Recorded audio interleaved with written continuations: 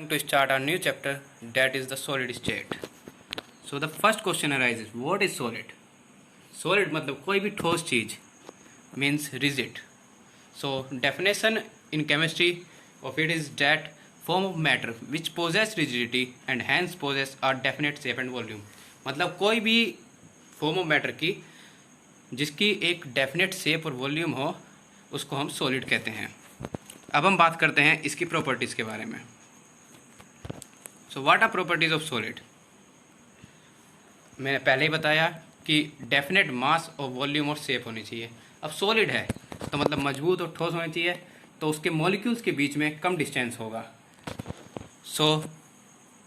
जो मॉलिक्यूल्स के बीच में कम डिस्टेंस होगा तो फोर्स ज़्यादा होगी, और जो उसके पार्टिकल्स रहेंगे वो फिक्स्ड डिस्टेंस पे रहेंगे, और we can not compress solids. So these are the properties of solid.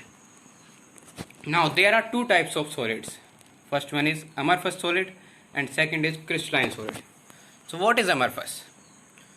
Amorphous solid वो होते हैं जिनके पार्टिकल सिस्टमैटिक ऑर्डर में नहीं लगे होते, और क्रिस्टलाइन वो होते हैं जिनके पार्टिकल्स एक सिस्टम में लगे हों, एक ऑर्डर में लगे हों, और they have a long range order. तो अब हम बात करते हैं इनके डिफरेंस के बीच में. So next question is, what is the difference between crystalline solids and amorphous solids? Crystalline solids have definite character-geometrical shape, while amorphous has irregular shape.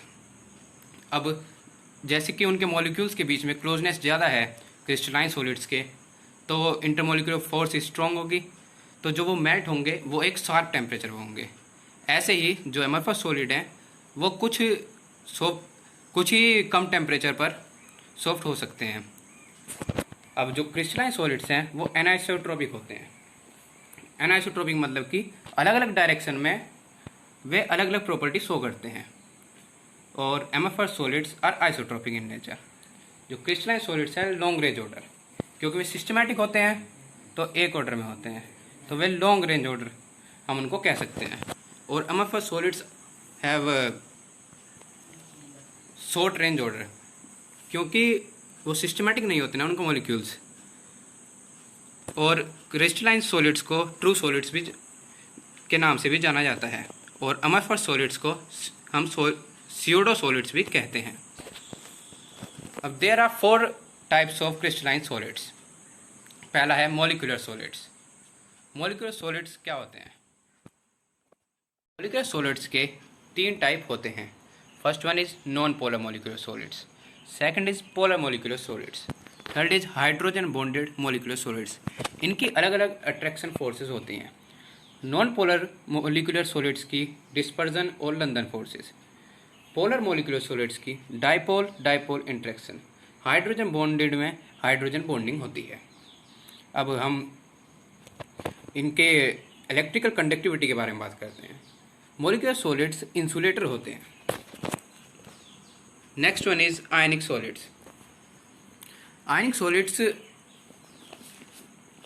are arranged in 3D space and they are held together by electrostatic force of attraction. अब electrostatic force of attraction हम इसकी 2 property के बारे में बता सकते हैं. First is कि ये हार्ड होते हैं.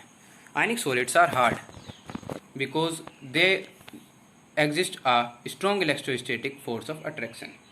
और इनकी हाई मेल्टिंग और बॉइलिंग पॉइंट होती है, वो भी इलेक्ट्रोस्टैटिक फोर्स ऑफ अट्रैक्शन के. और सॉलिड स्टेट में तो ये इंसुलेटर होते हैं, लेकिन ion in molten state conduct करते हैं इलेक्ट्रिसिटी को. Next one is metallic solids. Metallic solids क्या होते हैं? Metallic solids are good conductors and they have high melting and boiling points. और ये कंडक्ट करते हैं सॉलिड स्टेट में भी और मोल्टन स्टेट में भी, और ये हाईली माइलेबल और डक्टाइल होते हैं. ये कंडक्ट क्यों करते हैं? क्योंकि इलेक्ट्रॉन इनके through out the crystal flow कर सकते हैं. अगर हम एग्जांपल की बात करें तो हम इसमें सारे एलॉयज ले सकते हैं मेटलिक सॉलिड्स में. नेक्स्ट वन इज कोवलेंट और नेटवर्क सॉलिड्स. कोवलेंट और नेटवर्क सॉलिड्स को जॉइंट मॉलिक्यूल्स के नाम से भी जाना जाता है. इन सॉलिड्स में पार्टिकल्स नॉन मेटल एटम से लिंक होते हैं थ्रू कोवलेंट बॉन्ड। और इनके एग्जाम्पल हैं graphite, carbon, SiO2 and they are very hard. क्योंकि कोवलेंट बॉन्ड होता है तो ये हार्ड और ब्रिटल होते हैं, और हार्ड होने की वजह से ही इनका हाई मेल्टिंग पॉइंट होता है। Thank you. अगर ये वीडियो आपको अच्छी लगी हो तो शेयर करें, सब्सक्राइब करें और लाइक करें।